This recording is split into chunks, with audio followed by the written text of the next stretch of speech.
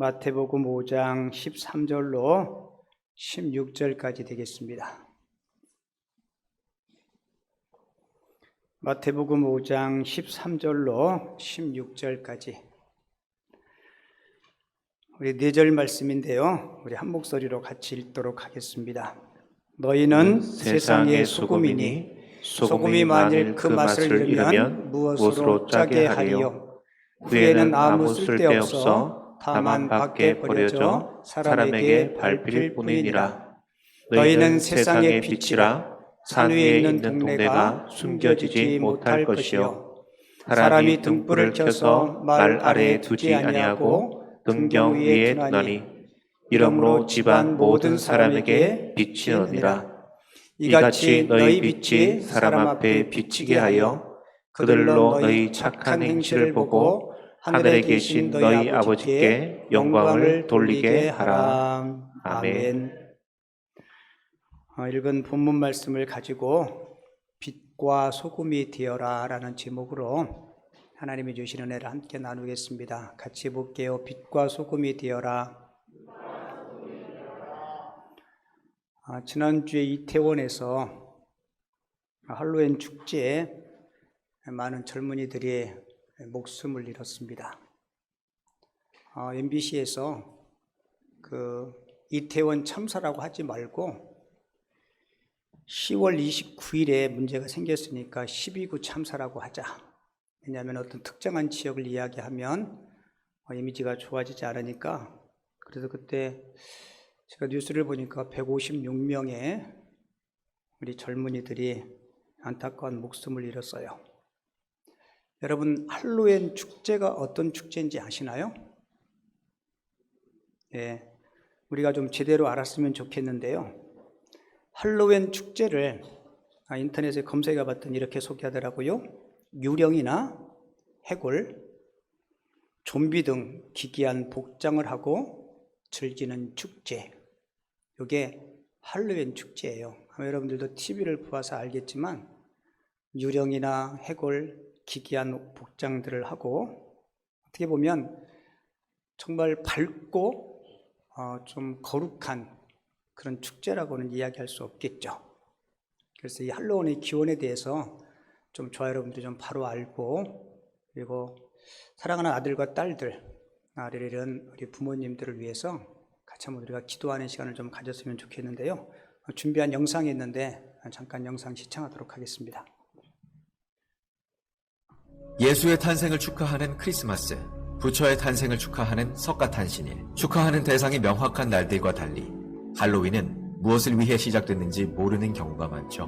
놀랍게도 할로윈은 사탄을 위한 제사에서 그 기원을 찾을 수 있습니다. 인도 유럽어족의 일파로 기원전 2000년경부터 유럽에 흩어져 살고 있던 켈트족, 독일과 프랑스, 영국 등 유럽을 기반으로 활동하던 켈트족 중에는 드루이드라는 제사장들이 존재했습니다.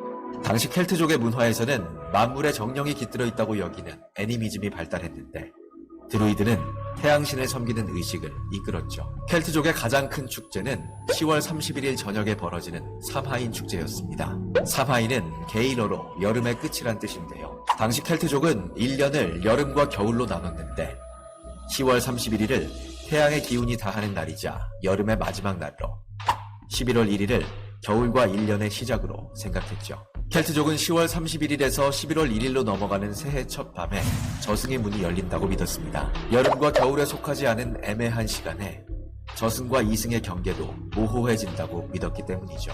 켈트족은 이날 죽은 자들의 영혼이 이승에 내려와 산 사람의 육체를 뺏는다고 생각했습니다. 그래서 온 마을 사람들은 이날 육체를 점령당하지 않기 위해 난방을 중단하고 몸을 차갑게 해서 홀령으로부터 몸을 보호했습니다. 또 귀신처럼 분장을 하고 마을을 돌아다님으로써 홀령들을 놀라 달아나게 했죠. 드루이드 사제들은 삼하인 축제날 인신 제사를 드렸습니다. 2가지 이유가 있었기 때문인데요. 첫 번째는 태양 없는 겨울을 잘 보내기 위해 태양신에게 드리는 의미였습니다. 두 번째는 사탄, 즉 귀신의 왕을 위해서입니다. 귀신의 왕에게 영혼들이 산 사람의 몸에 들어오지 말게 해달라는 부탁의 의미로 제사를 드렸던 거죠. 드루이드 사제들은 제물로 처녀를 희생시키곤 했습니다. 삼하인 날 밤이 되면 드루이드 교도들은 무리지어 돌아다니며 마을마다 처녀를 바칠 것을 요구했는데요. 제물로 받은 처녀를 커다란 사람 모양의 입속에 가둬놓고 불로 태우면서 사탄을 찬미하는 축제를 벌였죠. 이때 처녀 바치기를 거절한 마을은 드루이드 교도들에 의해 불태워지는 일을 당하기도 했습니다. 오늘날 할로윈에 남의 집 문 앞에 서서 외치는 트릭 오어 트릿은 여기서 유래된 것으로 그 말 속에는 처녀를 줄 것이냐 보복당할 것이냐라는 뜻이 숨어 있습니다. 또 드루이드 교도들은 처녀를 태운 후 생긴 사람의 지방으로 초를 만들어 사람들에게 나눠줬는데 사람들이 초를 호박 안에 넣고 불을 켜 집 앞에 놓으면 드루이드교의 일원이 된 것으로 간주했습니다. 할로윈을 전후해 호박에다 초를 켜는 풍습은 바로 여기서 유래를 찾을 수 있는 겁니다.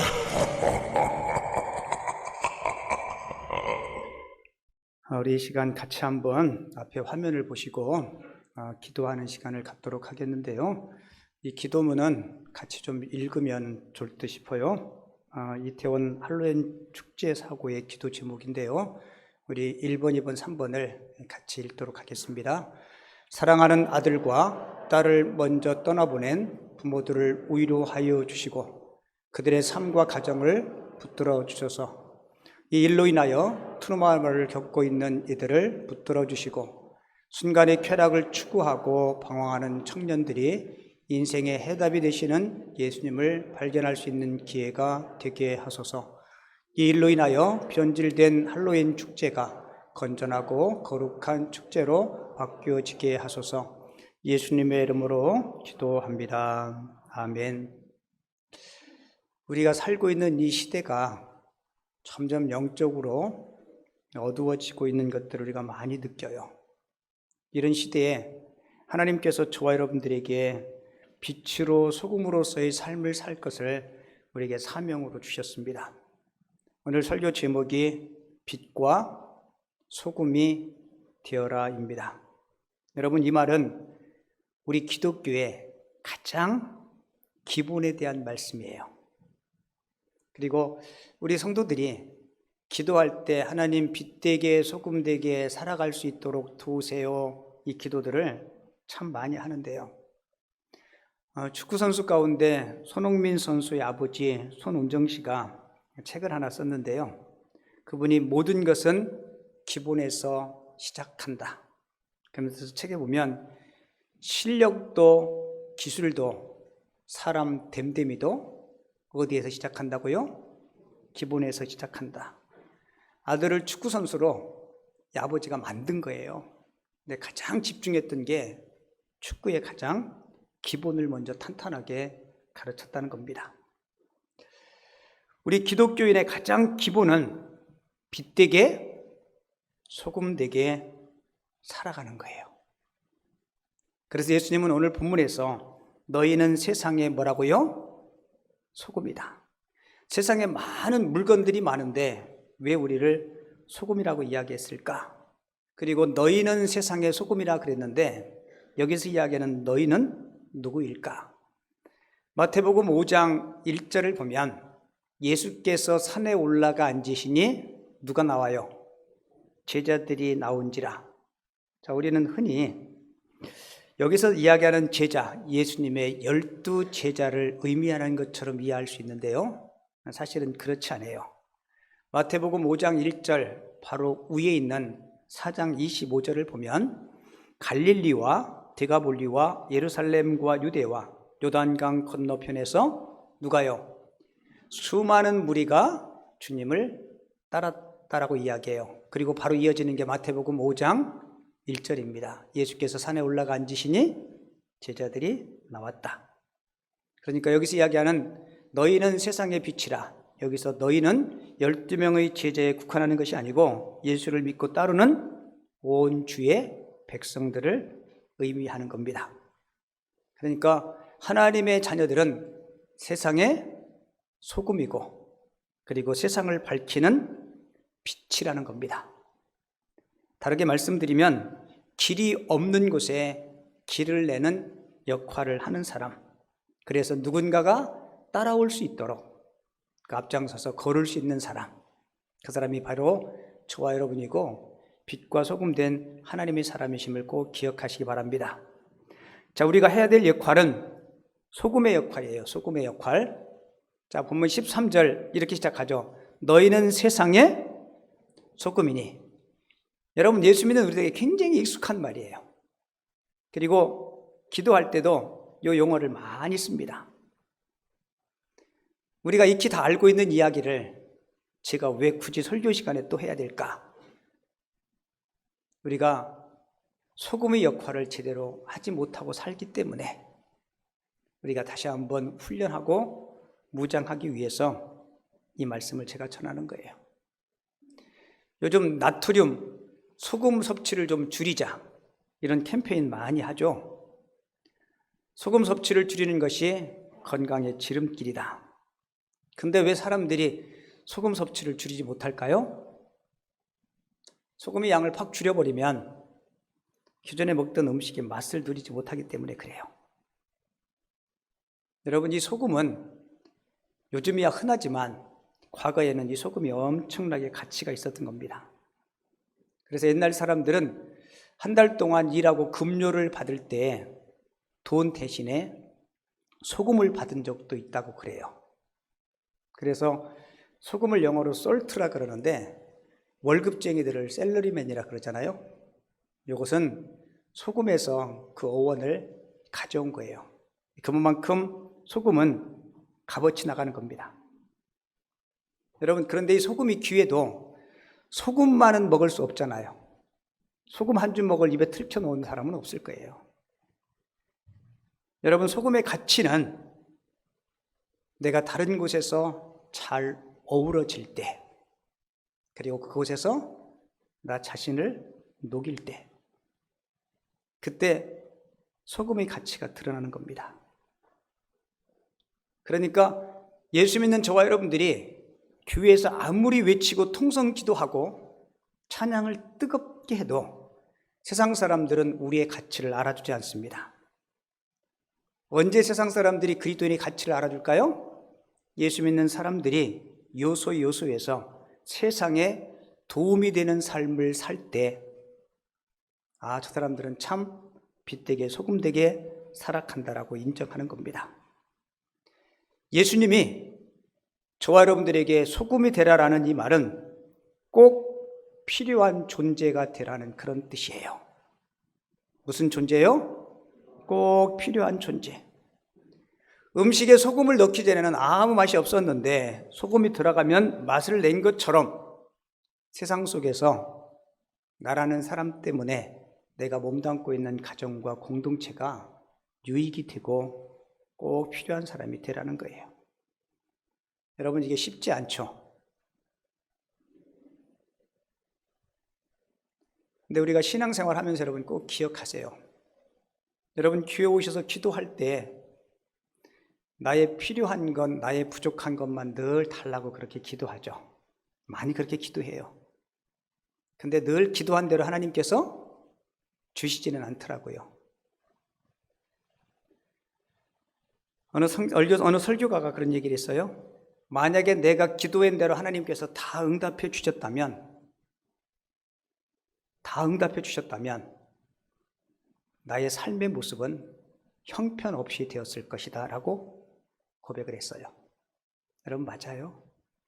때로 하나님께서 침묵하시고 하나님께서 내 기도에 기도한 그대로 응답하지 않는 것도 하나님의 뜻임을 꼭 기억하시기 바랍니다. 소금이 맛을 내는 기능뿐만 아니라 소금의 또 하나 중요한 기능은 썩어져가는 부패하는 것을 방지하죠. 냉장고가 없던 과거에 음식을 오래 저장하기 위해서 염장을 했죠.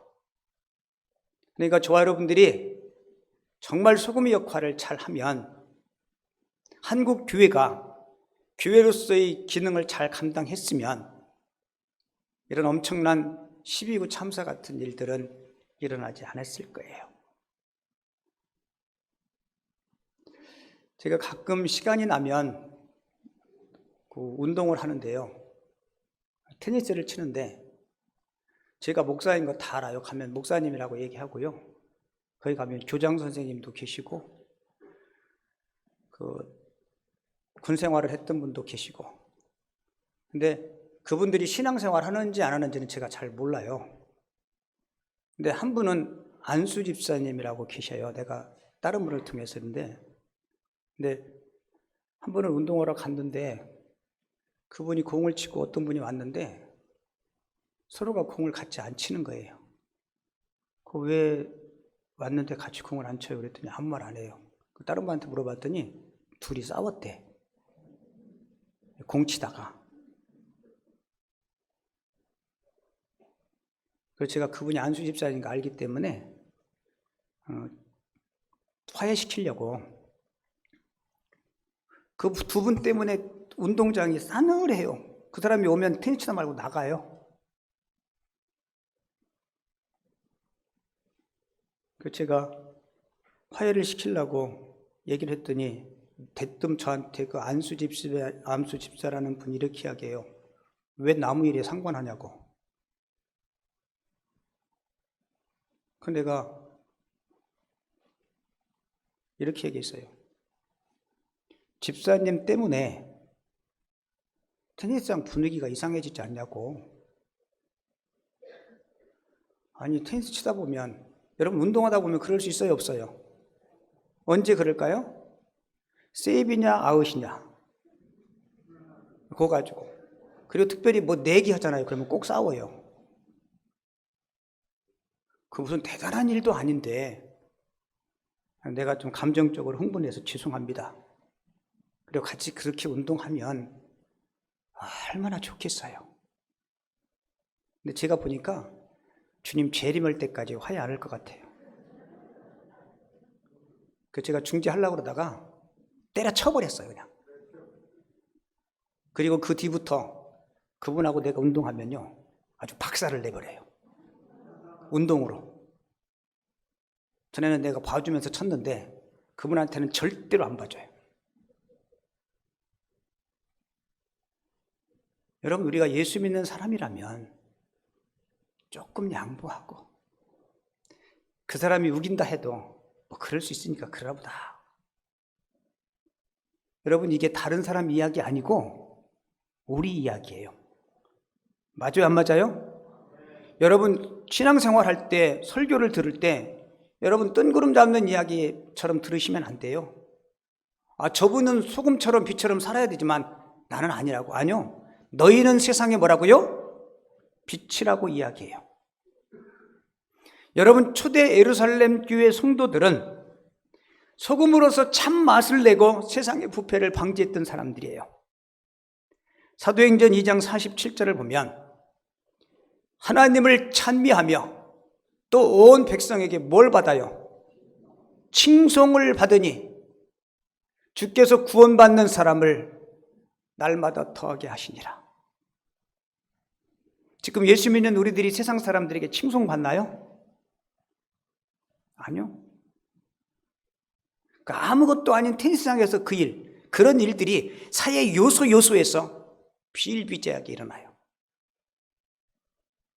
심지어 제가 어느 분한테 들은 이야기인데 여러분들의 전에 한번 얘기했죠. 사업할 때 조심해야 될 사람이 있대요. 50대 남자, 그것도 50대 안수 집사를 조심하랍니다. 안수 집사면 어느 정도 신앙에 성숙한 사람 있잖아요, 그죠? 그 한번 딘 거예요. 여러분, 우리가 분명히 소금 맞습니다. 주님이 그러셨어요. 너희는 세상의 소금이라고. 그런데 우리는 소금의 모양만 있지 소금의 역할과 소금의 맛을 제대로 내지 못해요. 그런 우리들에게 예수님께서 13절에서 이렇게 이야기해요. 너희는 세상의 소금이다. 소금이 만일 그 맛을 잃으면 무엇으로 짜게 하리요? 후에는 아무 쓸데없어 다만 밖에 버려져 사람에게 밟힐 뿐이니라. 제가 요즘 개인적으로 기도할 때 하나님, 우리 김포 남현교회 2024년도에 꼭 헌당할 수 있도록, 제가 그 기도도 하지만 그거보다 더 하나님 앞에 기도하는 게 있어요. 하나님, 우리 김포 남현교회 온 성도님들이 정말 믿음의 성숙한 자가 됐으면 좋겠습니다. 믿음의 부요한 자가 됐으면 좋겠습니다. 우리 예수님의 성품과 그분의 인격을 더 많이 닮았으면 좋겠습니다. 저 이게 더 솔직히 많이 해요. 제가 성전 헌당을 위해서 기도 제목 중에 하나님, 우리 마음의 성전이 먼저 하나님 앞에 온전히 드려지기를 원합니다.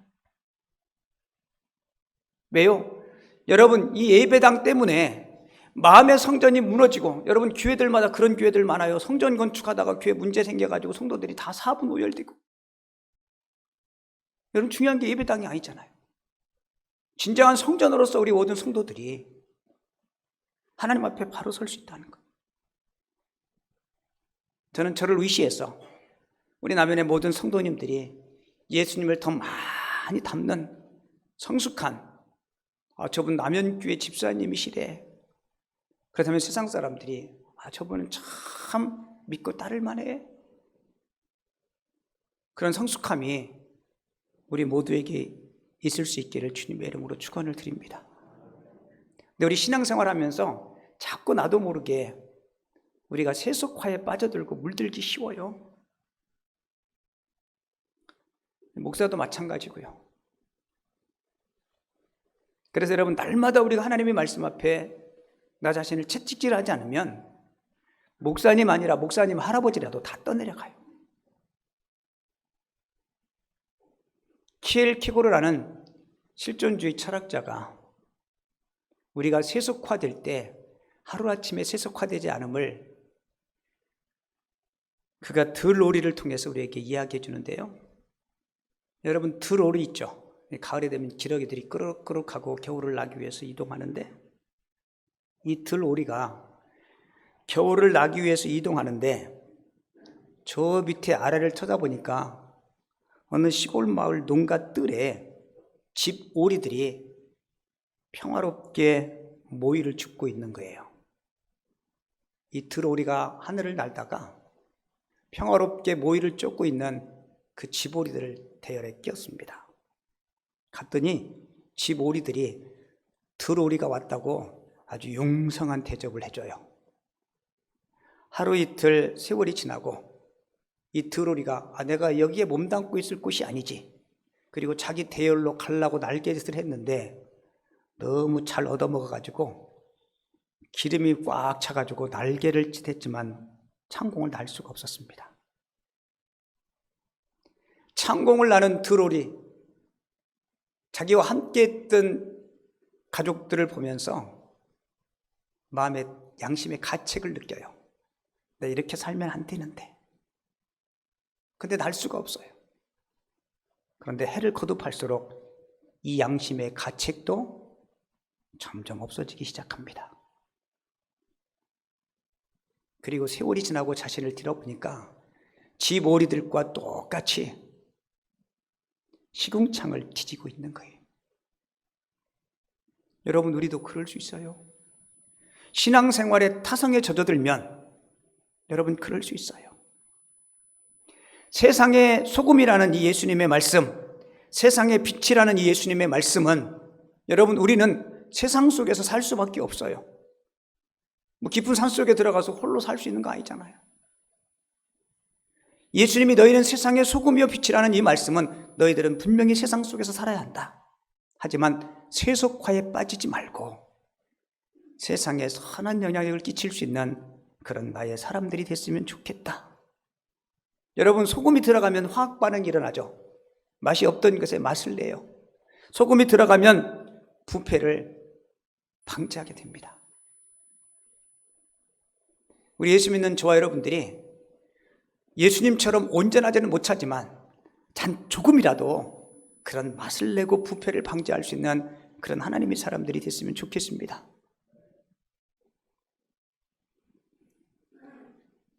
한 3주 전에 제가 마부 엄영수 이야기를 해드렸어요. 기억하시나요? 네, 마부 엄영수. 초대 한국교회에 예수 믿던 사람들은 다 주로 천민들이었어요. 백정들, 종들. 그때 마부 엄영수가 예수를 믿어요. 믿고 자기가 모시는 왕족 출신의 대감마님에게 복음을 전하죠. 그때 대감이 뭐라고 이야기해요? 이렇게 이야기합니다. 대감마님, 예수 믿으십시오. 그리고 천국 가셔야 되지 않습니까? 그 말에 대감마님이 야 이놈아, 너 같은 종놈이, 너 같은 상놈이 예수 믿으면 양반 될 줄 아냐? 여러분, 그때 마부 엄영수가 뭐라고 얘기했어요? 이렇게 이야기했죠. 대감마님, 예수 믿는 도리는 그런 게 아닌 줄 압니다. 여러분, 종이 그 당시에 예수 믿었다고 양반되는 거 아니에요? 근데 그 말이 너무 기가 막, 너무 우리에게 감동을 주는 말이에요. 대감마님, 제가 예수를 믿으면 마부 역할을 더 잘하게 됩니다. 할렐루야. 제가 예수 믿으면 마부 역할을 더 잘하게 됩니다. 그리고 진짜 잘했어요. 여러분, 이 마부 엄영수의 이야기를 듣고 대감마님이 마음에 감동을 입어요. 저 무식한 종놈이 예수 믿었더니 마음이 그렇게 천사가처럼 변한 거예요. 그 이후에 그 대감도 예수를 믿고 후에 뭐가 됐다 그랬어요? 목사님이 되셨어요. 목사님이. 여러분, 이런 삶의 모습이 소금으로서의 삶이 아닐까요? 우리는 솔직히 너무 사소한 일에 목숨 걸 때가 많아요. 교회 안에서 신앙생활 하면서도요, 별것도 아닌 것 가지고 서로 한번 마음이 상하면 한 번 왼수는 무슨 왼수예요? 평생 왼수처럼. 여러분들이 그렇게 살면 안 돼요. 예수님은 우리를 소금으로 이 세상에 보내주셨어요.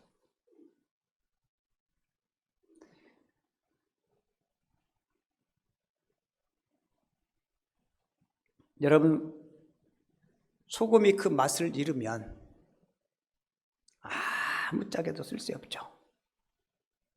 여러분, 소금은 생명과 직결됩니다. 소금이 없으면 이 땅의 모든 피조물들은 생존할 수 없을 거예요. 자, 이 말이 무슨 얘기인지 알아요? 예수님은 너희는 세상의 소금이라 라고 한 이야기는 소금은 곧 생명이에요. 너희는 세상의 소금이라는 예수님의 말씀은 그만큼 너희들은 소중한 사람이다. 아멘이신가요? 우리가 하나님 앞에 어떤 사람이라고요? 소중한 사람. 소금이 있어야 이 땅의 피조물들이 생명을 연장하는 것 같이 세상의 생명을 살리는 그런 소중한 사람이다.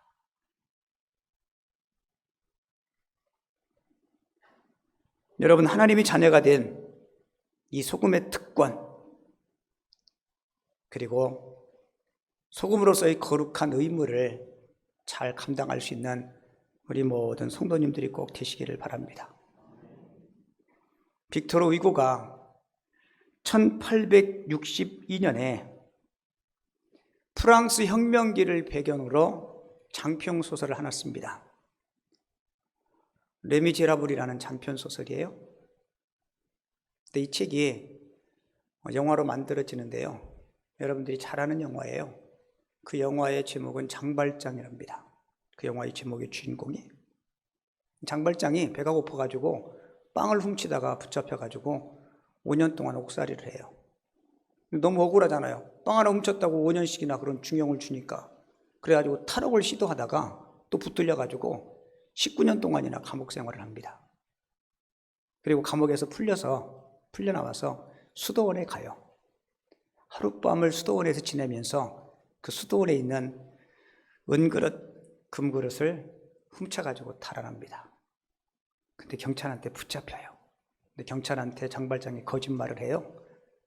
수도원 원장님이 내게 선물로 준 거라고. 근데 확인해야 되잖아요. 진짜 준 건지. 그래서 장발장을 데리고 수도원 원장을 찾아옵니다. 수도원 원장이 그 모습을 딱 보고는 이렇게 이야기해요. 아니, 왜 내가 준 선물을 다 가지고 가지 않았냐고. 여기 있는 이 촛대는 왜 가지고 가지 않았냐고. 여러분, 이 일로 인해서 장발장이 자신의 탐욕, 자신의 어리석음을 뉘우치고 새 출발을 하는 계기가 되었다는 내용이에요. 여러분, 결코 쉬운 일 아니죠. 수도원 원장이 그렇게 조건 없이 베푸는 그 사랑, 어떻게 보면 예수님처럼 사랑의 화신으로 장발장에게 사랑을 베풀어줘요. 여러분, 예나 지금이나 교회가 가진 가장 강력한 힘은 사랑의 힘임을 꼭 기억하시기 바랍니다. 그래서 우리가 잃어버린 그 사랑을 좀 회복할 수 있어야 돼요. 그리고 주님은 저와 여러분들에게 너희는 세상의 빛이 되어라 라고 권면해 주고 있습니다. 여러분, 빛은 진리를 상징해요. 뭐를 상징한다고요? 진리. 여러분, 진리가 뭘까요? 진리는 옳고 그름을 판별할 수 있는 기준입니다. 기준.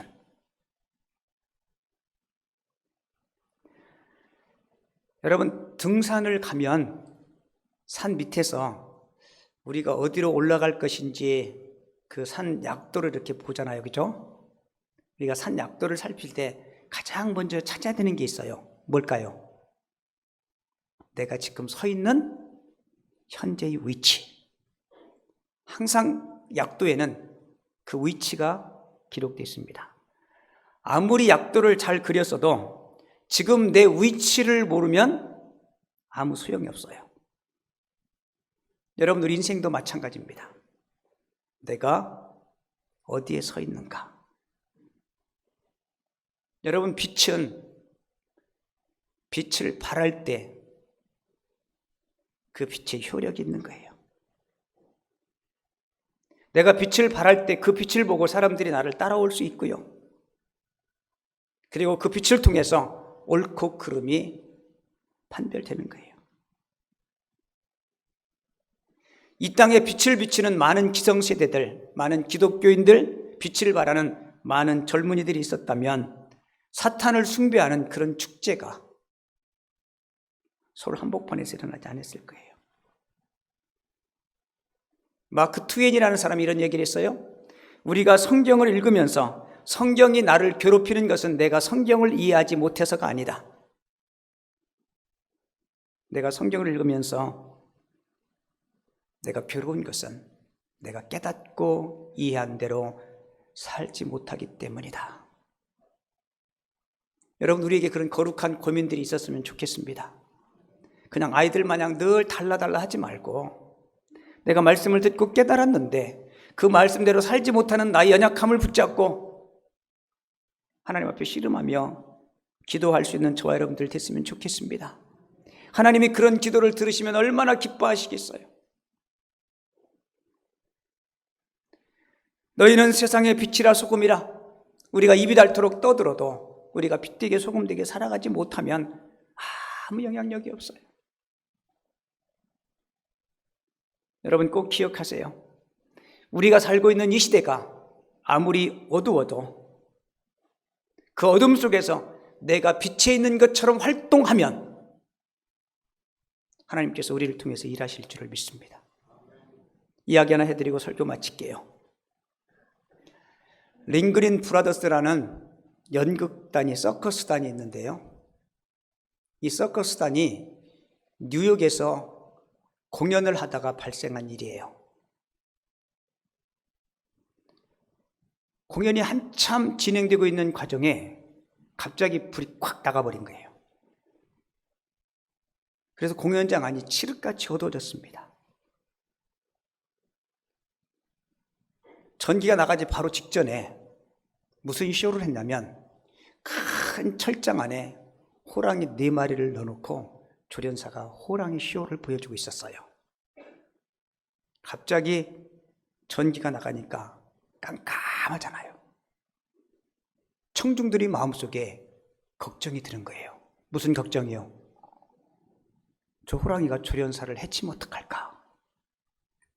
물을 끼얹은 것처럼 조용해요.